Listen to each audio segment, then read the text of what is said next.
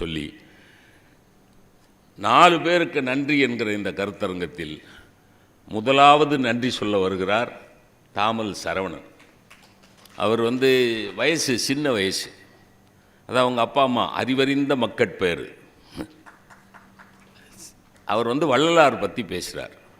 கருணையின் உச்சம், ஆங்கிலத்தில் சொல்லணும்னா Vallalar is the epitome of empathy.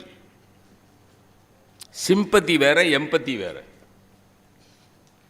Epitome of எம்பத்தி, கருணையின் உச்சம் அப்படின்னு பேசுறதுக்காக வர்றார். வள்ளலார் மருதூர் நமக்கு கொடுத்த மாணிக்கம். மருதூர் என்கிற ஊர் நமக்கு கொடுத்த மாணிக்கம்தான் வள்ளலார். அவரை பற்றி இப்பொழுது தாமல் சரவணன் அவர்கள் பேசுகிறார்கள். நன்றி, வணக்கம்.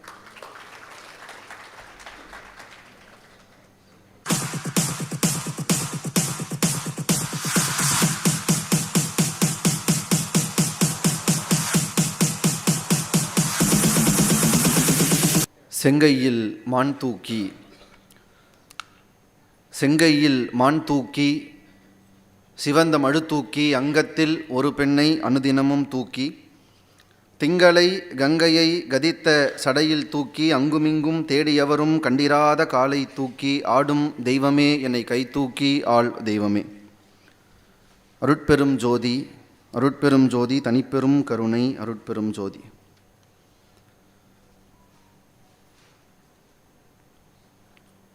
ஹியூமர் கிளப் இன்டர்நேஷ்னல் மிக சிறப்போடு 4 பேருக்கு நன்றி சொல்லும் விதமாக ஏற்பாடு செய்திருக்கிற இந்த நிகழ்ச்சியில் நடுவமைந்து அமர்ந்திருக்கிற என் பேரன்பிற்குரிய ஐயா சிவகாசி ராமச்சந்திரன் அவர்களுக்கும், என்னோடு பேச வந்திருக்கிற பெரிய பேச்சாளர்கள், அதாவது இந்த 4 பேர் வரிசை பார்த்திங்கன்னா கால வரிசையில் ரொம்ப பெரியவங்கள்லேருந்து சின்னவங்கன்னு வள்ளலார்லேருந்து காமராஜர் வரைக்கும் வந்திருக்கு. ஆனால் பேசுகிறவங்களில் சின்னவங்கள்லேருந்து பெரியவங்க வரைக்கும்னு ஒரு வரிசையில் என்னை முதல்ல பேச அழைத்திருக்கிறார்கள். மேடையில் வீற்றிருக்கிற நான் சிறு வயதில் இருந்து பார்த்து ரசித்த பேச்சாளர் பெருமக்களுக்கும், நிறைந்த அவை என்கிற சொல்லுக்கு சாட்சியாக இருக்கிற என் அன்பிற்குரிய அவையோர்கள் அத்தனை பேருக்கும் என்னுடைய அன்பு கலந்த வணக்கங்கள். எல்லாருக்கும் வணக்கம். இந்த 4 பேரை பற்றி ஐயா நிறைய சொன்னார். அதில் இன்னொன்று நம்ம சேர்த்துக்கணும். எங்கள் ஊர்லெல்லாம் இந்த 4 பேர் 4 விதமாக பேசுவாங்கன்னுவாங்க. உண்மையிலேயே நாங்கள் 4 பேர் இப்போ 4 விதமாக பேசுகிறதுக்காக வந்திருக்கிறோம். பொதுவாக இந்த 4 பேர் 4 விதமாக பேசுகிறத காதில் கேட்கக்கூடாது. கேட்டோம்னா வாழ்க்கை ரொம்ப கஷ்டம். ஆனால் இங்கே நாங்கள் 4 பேர் 4 விதமாக பேசுகிற 4 பேரை நீங்கள் காதில் கேட்டுக்கிட்டிங்கன்னா வாழ்க்கையை அது மேன்மையில் கொண்டு போய் சேர்க்கும் அப்படிங்கிறதுல ஒரு பெரிய சிறப்பாக நான் பார்க்கிறேன். 4 பேரிலே நான் திருவருட்பிரகாச வள்ளல் பெருமானை பற்றி பேசுவதற்கு ஐயாவுக்கு என்ன ஒரு முன்னுரையில் சொன்னாரோ அதே தான் எனக்கு இருந்தது. ஹியூமர் கிளப்பில் இருந்து எனக்கு அழைப்பு வந்தது. என்ன பேசணும்னு கேட்டப்போ வள்ளலாரை பற்றி பேசணும்னு சொன்னார். இப்போல்லாம் தலைப்பே ஜோக்காக கொடுக்க ஆரம்பிச்சிட்டாங்களோன்னு பயந்துட்டேன். ஹியூமர் கிளப்பில் எப்படிங்க வள்ளலாரை போய் பேச முடியும்னு ஒரு யோசனை இருந்தது. ஆனால் இங்கே ஐயாவுடைய முன்னுரையும் அதற்கு உங்களிடமிருந்து வந்த வெகுமதியும் பார்க்கிற போது இந்த அவை எவ்வளவு தரமான ஒரு அரங்கம் என்பதை இந்த முதல் 10 நிமிடத்திலேயே நான் உள்வாங்கி கொண்டேன். மகிழ்ச்சி. வள்ளலார் இந்த சென்னையோடு ரொம்ப தொடர்பு இருக்கிற ஒருத்தர். ஒற்றியூர் கோயிலுக்கு அவர் சென்று பாடி நடந்த அவருடைய பாதம் பட்ட வீதிகள் இன்றைக்கும் நம்முடைய சென்னையிலே இருக்கிறது. வள்ளலாரால் நம் சென்னைக்கு ஒரு பெரிய பெருமை இருக்கிறது. ஏன்னா எனக்கு தெரிஞ்சு இத்தனை வருஷத்தில் இந்த சென்னையை தர்மமிகு சென்னைன்னு சொன்ன ஆளும் கடைசி ஆளும் வள்ளலார் மட்டும்தான். இல்லை, அவர் சொன்ன 1823 தர்மமிகு சென்னையாக தான் இருந்தது. இருக்கலாம். தர்மமிகு சென்னையில் கந்த கோட்டத்துள் வளர் தலமோங்கு கந்தவேலே என்று இந்த சென்னையை தர்மமிகு சென்னை என்று சொன்னாருங்கிறது ஆச்சரியம் இல்லை. நான் இன்னொரு ஆச்சரியம் சொல்கிறேன்.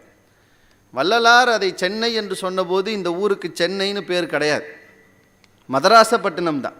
மதராஸ் அப்படின்றது தான் பேர். பின்னாலே வந்த தமிழக அரசு இதை சென்னைப்பட்டினம் என்பதில் இருந்து மாற்றி சென்னை என்று பெயர் கொடுத்தது. வள்ளலாருடைய பெருமிதங்களில் ஒன்று என்னன்னா, நம்முடைய அரசு சட்ட ரீதியாக இந்த ஊருக்கு சென்னை என்று பெயர் தருவதற்கு முன்னாலேயே இந்த மதராஸை சென்னை என்று அழைத்த நபர் திருவருட்பிரகாச வள்ளல் பெருமான் என்பது பெருமை. அதை நான் சொல்கிறது இங்கே ரொம்ப பொருந்தும்னு நினைக்கிறேன். ஏன் தெரியுங்களா? ஆங்கிலேயர்களுக்கு இந்த நிலத்தை இங்கே ஆண்டு கொண்டிருந்த ஐயப்பன் என்கிற குறுநில மன்னர் கொடுத்தார். இந்த மண்ணை கொடுக்கும்போது என்ன சொன்னார், என் அப்பாவினுடைய பெயரிலே இந்த இடம் அழைக்கப்பட வேண்டும்னு ஒரு வேண்டுதல் வைச்சார். அவர் அப்பாவுடைய பெயர் தான் சென்னப்பன் என்கிற பெயர். அவர் பெயரிலே சென்னப்பன் பட்டினம் என்று இதற்கு பெயர் வந்தது. சென்னப்பனுடைய முழுமையான பெயர் கேட்டால் தாமல் சென்னப்பன் என்பது அவருடைய முழுமையான பெயர். அவர் எங்கள் ஊரை சேர்ந்தவர். எங்கள் ஊரை மையமாக கொண்டு ஆட்சி செய்தவர் அவருடைய தந்தை தாமல் சென்னப்பன். அதனால் இந்த பெயர் காரணத்தை சொல்கிறதுல எனக்கு ரொம்ப பொருத்தமாக இருக்கும்னு நினைக்கிறேன். இந்த ஹியூமர் கிளப் அப்படின்னும் போது, நகைச்சுவை அப்படின்னும் போது எனக்கு வள்ளலார் ரொம்ப பிடிக்கும். அந்த சொல்ல அவர் கையாண்டது எனக்கு ரொம்ப பிடிக்கும். மணிவாசகர் நிறைய இடங்களில் நீங்கள் பார்த்துருக்கலாம், நம்மளை ரொம்ப கீழே சொல்லிக்கும் போது என்ன சொல்லுவாங்க, நாயினும் சிறியேன் நாயினும் கடையேன் அப்படின்னு சொல்லுவாங்க. மணிவாசகர் நிறைய இடங்கள் அதை பயன்படுத்துவார். அவரை மாதிரியே ரொம்ப அழகாக அந்த சொல்லை பயன்படுத்தினதில் ஒருத்தர் வள்ளலார். அவர் என்னன்னு எழுதினார் தெரியுமா? நாய் நகைக்க நின்றேன் அப்படின்னு எழுதினார். இந்த மாதிரி ஒரு ஓமை எனக்கு தெரிஞ்சு நான் பார்த்ததே இல்லை. நாயினும் சிறியேன் நாயினும் கடையேன்லாம் சரி, நாயை விட கேவலமானவன்பா நான், சின்னவன்பா நான், கடையேன்பா நான், நாயை விட இதெல்லாம் சரி. ஆன்மீகத்தில் பக்தியினுடைய அடித்தளத்துக்கு போகும்போது சரி. நான் வள்ளலார் ஒரு வார்த்தை போடுறார், நாய் நகைக்க நின்றேன். என்னை பார்த்து ஒரு நாய் சிரிக்குது, அது சிரிக்கிறாம நான் நிற்கிறேன்பாங்கிறேன். நான் யோசித்தேன், அது என்ன நாய் நகைக்க நின்றேன்னு ஒரு ஓமைனா, வள்ளலாரை உள்ளே போனீங்கன்னா புரிஞ்சுக்கலாம். நாய் ஏன் நம்மளை பார்த்து சிரிக்குதான்? ஏண்டா எனக்கு தான் அறிவில்லை, இந்த தெருவுக்கும் அந்த தெருவுக்கும் ஓடின்னு இருக்கிறேன், அந்த தெருநாய் இந்த தெருநாய் கூட வரக்கூடாதுன்னு சண்டை போடுறேன், நானே யூரினில் பார்டர் கிரியேட் பண்ணி அதை தாண்டி நானும் போக மாட்டேன் நீயும் வரக்கூடாதுன்னு இருக்கேன், இங்கிருந்து ஈடேறத்துக்கு வழி தெரியாமல் குலைச்சிட்டு இருக்கேன், 6 அறிவு இருந்து நீயும் அதையே பண்ணிட்டு இருக்க பத்தியா அப்படின்னு நாய் நம்மளை பார்த்து சிரிக்கிறான். நாய் நகைக்க நின்றேன் என்று சொல்கிற, அதுவும் நகைதான் இதுவும் நகைதான், நகைச்சுவை. வள்ளலார் பிரம்மாண்டமான ஒரு பெயர், ஒரு பெருமைக்குரிய ஒரு நபர். இந்த மண்ணிலே எத்தனையோ அருளாளர்கள் வந்திருக்கலாம், ஆனால் அவர் தனித்துவமாக இந்த மண்ணிலே நின்ற ஒரு அருளாளர். அப்படிதானுங்களே? எல்லா துறவிகளும் எல்லாவற்றையும் துறந்த போது துறவிகளுக்கான காவியை கூட துறந்து வெண்மை நிறத்தில் இருந்த ஒரு துறவி என்றால் அது திருவருட்பிரகாச வள்ளல் பெருமான். அவருடைய ஜீவகாருண்யம் நம் எல்லோருடைய அடையாளமாக இருக்கிறது. அவரை கருணையின் உச்சம் என்கிற தலைப்பிலே பேச சொல்லியிருந்தார்கள். கருணைன்னு சொன்னாலே நம்ம எல்லாருக்கும் ஞாபகம் வர்றது வள்ளலார் தான். வள்ளலார்னாலே கருணை தான். அவருடைய வாழ்க்கையின் கதைகள், அவருடைய பாடல்கள், அவருடைய சன்மார்க்க சங்கத்தினுடைய கோட்பாடு, இது எல்லாம் எது மேலிருந்து எழுப்பப்பட்டதுன்னா கருணையின் மேலிருந்து தான் எழுப்பப்பட்டது. வள்ளலார் தூங்கிட்டு இருந்தார். ஒரு வீட்டெல்லாம் திறந்துட்டு ஒரு பொது வாழ்க்கைக்கு வந்து ஒரு பொது திண்ணையில் ஒரு முறை படுத்துட்டு இருந்தார்.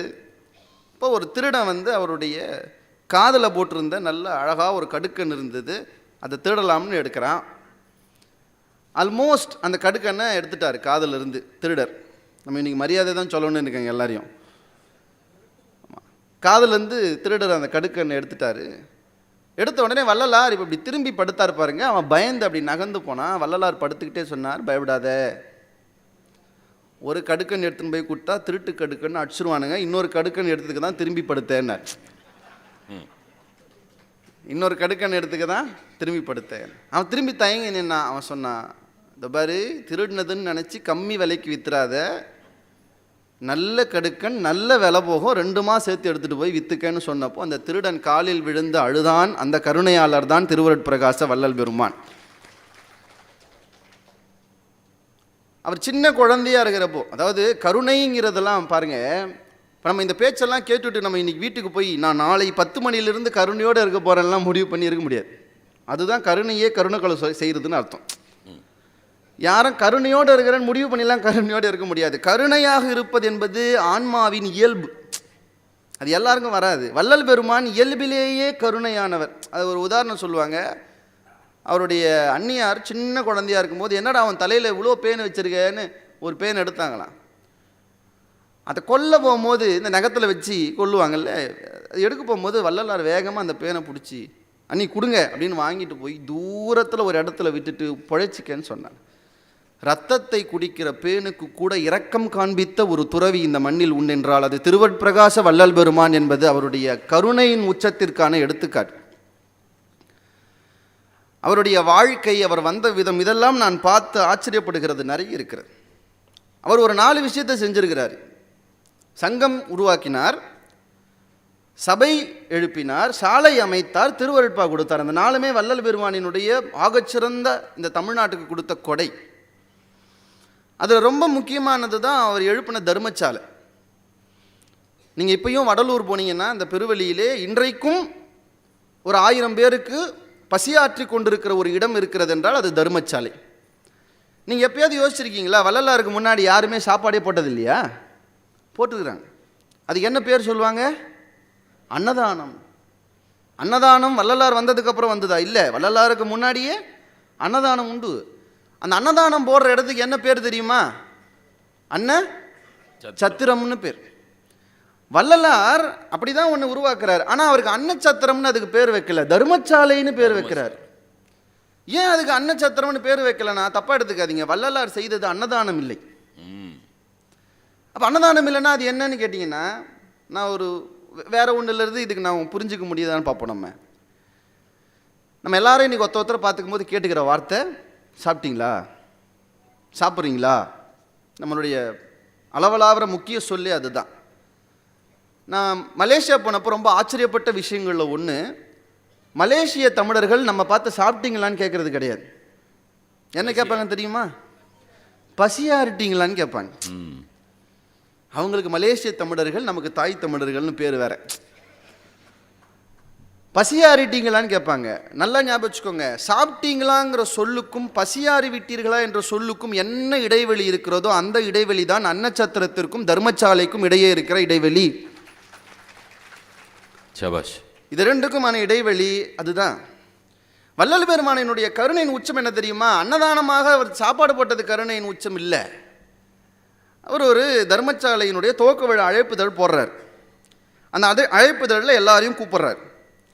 இது ஒரு ஆச்சரியமான விஷயம் என்ன, என்றைக்கு அந்த விழா நடக்கிறது அப்படிங்கிறத விளக்கமாக போட்டு ஒரு பத்திரிக்கை போட்டு அதை கூப்பிட்றார். இன்னும் தர்மசாலையை கட்டவே இல்லை. அன்றைக்கி தான் செங்கல் எடுத்து வச்சு பில்டிங் கட்ட போகிறார் தர்மசாலை. இப்போது நம்மெல்லாம் ஒரு பேச்சுக்கு சொல்கிறேன், ஒரு ஸ்கூல் ஆரம்பிக்கணும்னா பில்டிங் கட்டணும், அதுக்கப்புறம் தான் அட்மிஷனே போட ஆரம்பிப்போம். ஏதாவது ஒன்று செய்கிறோன்னா முதல்ல அந்த இன்ஸ்டிடியூஷனுடைய பில்டிங் வேணும், அதுக்கப்புறம் தான் செய்ய முடியும். ஆனால் உலகத்தில் ஒருத்தர் வித்தியாசமாக செஞ்சார் சார். ஒரு பக்கம் செங்கல் வைக்கிறாங்க, இன்னொரு பக்கம் சோறு போட ஆரம்பிச்சிட்டார். வள்ளலாருடைய அற்புதத்தின் கருணையின் உச்சம் என்னன்னா, தர்மசாலையை கட்டிய பிறகு தர்மம் செய்யலை, தர்மசாலையின் முதல் செங்கல் வைக்கும் போதே பசியாற்றுகிற வேலையை வள்ளலார் தொடங்கினார் பாருங்க. அதுதான் அவருடைய தனித்துவம், பயங்கரமான தனித்துவம். அது அவரை போல கருணையோடு இருப்பதற்கு என்ன உதாரணம் சொல்ல முடியும் உச்சம்னு சொல்றதுக்கு? தமிழிலே உச்சம் ரொம்ப அழகான சொல். உச்சம்னு என்ன தெரியுமா? அதுதான் எண்டுன்னு அர்த்தம். உச்சந்தலைனா இதுக்கு மேலே வேற இல்லைன்னு அர்த்தம். உச்சாணி கொம்புனா அதுக்கு மேலே ஒன்று இல்லைன்னு அர்த்தம். உச்சம்னா அதுக்கு மேலே வேற ஒன்று இல்லை. கருணைக்கு வள்ளலாரை விட ஒருத்தர் இல்லைன்னு சொல்லணும்னா அதுக்கு ஆதாரங்கள் வேணும். அப்படின்னா என்ன இருக்குது? வள்ளலாரே தான் ஆதாரம். வள்ளலார் ஒரு அறையில் உட்காந்துருப்பாராங்க, பள்ளி கத்தம். நம்ம வீட்லேயும் பள்ளி கத்தம். நம்ம பள்ளியை எந்த லெவலுக்கு வச்சுருப்போம்னா 6 மணிக்கு மேலே பள்ளின்னு சொல்லக்கூடாதுன்னு ஒரு லெவலில் வச்சுருப்போம். எங்கள் காஞ்சிபுரம் வந்தாங்கன்னா தங்க பள்ளி வெள்ளி பள்ளின்னு இருக்கும். அதை தடவி தடவி மொத்தமாக மேலே எடுத்துட்டாங்க. அப்புறம் இந்த பள்ளி மேலே விழுந்ததுன்னா பலன்னு சொல்லுவாங்க. நியாயப்படி அதுதான் போய் பலன் பார்க்கணும், நம்ம பார்க்கக்கூடாது. அக்கார்டிங் டு தட் அதுதான் பார்க்கணும். ஆனால் நம்ம பார்ப்போம் தலையில் விழுந்தா என்ன, கையில் விழுந்தா என்னன்னு. நம்மளது அவ்வளோதான். பள்ளி கத்துச்சுன்னா நம்ம ஏதாவது பேசும்போது கத்துச்சுன்னா பள்ளி கத்துருச்சுப்பா நடந்துடும், இவ்வளோதான் நம்மளுது. அப்படி தானே? ஏன்னா நம்மளாம் சாதாரண மனிதர்கள். வள்ளலார் ஒரு அறையில் உட்கார்ந்துருக்கிறாரு, பள்ளி கத்துது. பள்ளி எப்படிங்க கத்தோம்? அடியேங்கப்பா நிறைய பள்ளிகளப்பா. பன்மொழி திறமை இருக்கலாம், பல உயிர்களின் மொழி திறமை இருக்கிறது பெரிய விஷயம். பள்ளி இப்படி கத்துதுன்னு நம்ம இப்பயும் யாராவது ஒருத்தர் ஒரு கஷ்டத்தை சொன்னாங்கன்னா என்ன பண்ணுவோம்? அப்படின்னும் ஆனால் உள்ள என்ன பண்ணுவோன்னு தெரியாது, சந்தோஷம் கூட படுவோன்னு வச்சுக்கோங்க. அதானே நம்ம உள்ள சந்தோஷப்பட்டுப்போம், ஆனால் வெளியில் அப்படின்னு. வள்ளலார் சொல்கிறார், திடீர்னு அவர் ஒரு அறையில் உட்காரும்போது ஒரு பல்லி கத்திச்சுன்னா இவர் இங்கே அழ ஆரம்பிச்சிருவாராம். ஏங்க அழுறீங்கன்னு வள்ளலாரை கேட்டால் வள்ளலார் சொல்லுகிறார், பல்லிகள் பலவாயிடத்தும் உச்சியினும் பகரும் நேர்புதர் பலவாயினும் சொல்லியதோறும் பிறர் துயிர் கேட்கச் சொல்கின்றனவோ. இது யாரோ ஒருத்தர் கஷ்டத்தை கேட்டு சொல்லுதோன்னு நினச்சா அந்த கஷ்டம் யாருதுன்னு தெரியலையேன்னு சொல்லி இவர் அழுதாராம் வள்ளல் பெருமான் அந்த அறையிலே உட்கார்ந்து. கருணையின் உச்சம். சார் அவருடைய படத்தை பார்த்துருக்கீங்களா? எந்த வள்ளலார் படமாவது கை வீசி நடந்து பார்த்துருக்கீங்களா? கை வீசி நடந்தால் காற்றுக்கு வலிக்கும் என்று கைகட்டி நடந்த ஒரு துறவி உண்டு என்றால் அது வள்ளல் பெருமான் என்பதை விட வேறு என்ன பெரிய அற்புதம் வேணும். அவர் பாருங்க, நம்ம எதுக்கெல்லாம் கருணை காட்டலாம்னு நிறைய இருக்குது. நான் ஒரு இன்னொரு டைமென்ஷன் சொல்கிறேன். நம்ம இன்னைக்கு கருணையே இல்லாமல் ஒரு விஷயத்து தெரியுமா? ஒருத்தங்களை ஜட்ஜ் பண்ணுறது.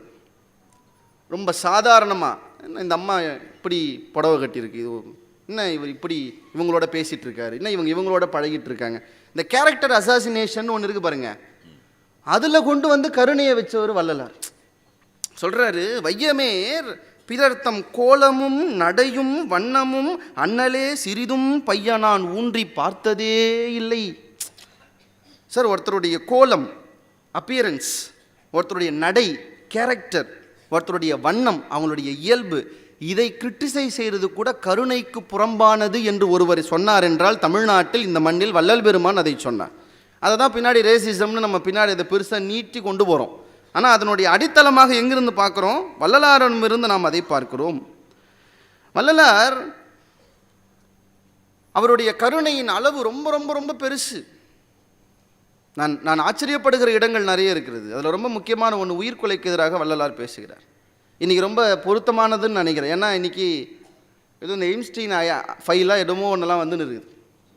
அதில் பெரிய பெரிய தலைவர்களுடைய பெயரெல்லாம் வருது. எனக்கு அதெல்லாம் பிரச்சனை இல்லை. அதில் இன்றைக்கி ரொம்ப முக்கியமான இன்னொரு பிரச்சனை பேச வேண்டியது ஒன்று, அங்கே வருகிறவர்கள் மனித கரியை உண்டார்கள் என்று அதிலே பகிரங்கமாக தெரிவிக்கப்பட்டிருக்கிறது. இப்போ மனித கரியை சாப்பிட்றது இன்னும் நமக்கு நார்மலைஸ் ஆகலை. நார்மலைஸ் ஆக்கலாமா? ஆக்கிறதுக்கு இங்கே ஒருத்தங்க இருக்கிறாங்க, கூட்டம் இருக்கும்.